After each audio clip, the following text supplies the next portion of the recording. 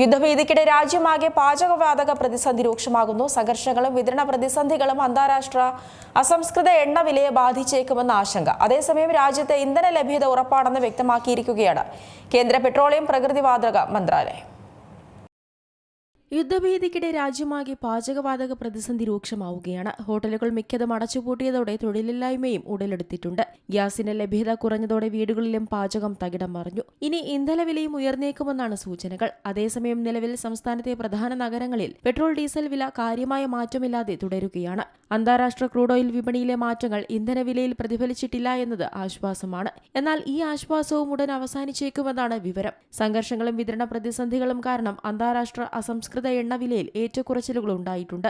Brent crude ബാരലിന് $100 ആഗോള അസംസ്കൃത എണ്ണവിലയാണ് ഇന്ത്യയിലെ ഇന്ധനവിലയെ സ്വാധീനിക്കുന്ന ഏറ്റവും പ്രധാനപ്പെട്ട ഘടകം. അന്താരാഷ്ട്ര എണ്ണവിലയിലെ മാറ്റങ്ങൾ ആഭ്യന്തര ഇന്ധനവിലയെ നേരിട്ട് ബാധിക്കുന്നുണ്ട്. കൂടാതെ വിനിമയ നിരക്കുകളും സ്വാധീനിക്കുന്നുണ്ട്. അതിനിടെ രാജ്യത്ത് ഇന്ധന ലഭ്യത ഉറപ്പാണെന്ന് വ്യക്തമാക്കിയിരിക്കുകയാണ് കേന്ദ്ര പെട്രോളിയം പ്രകൃതിവാതക മന്ത്രാലയം. പെട്രോൾ, ഡീസൽ, LPG, പ്രകൃതിവാതകം എന്നിവയുടെ വിതരണത്തിൽ തടസ്സമുണ്ടാകില്ലെന്നും പൊതുജനങ്ങൾ പരിഭ്രാന്തരായി ഇന്ധനം ശേഖരിക്കേണ്ടതില്ലെന്നും സർക്കാർ അറിയിച്ചു.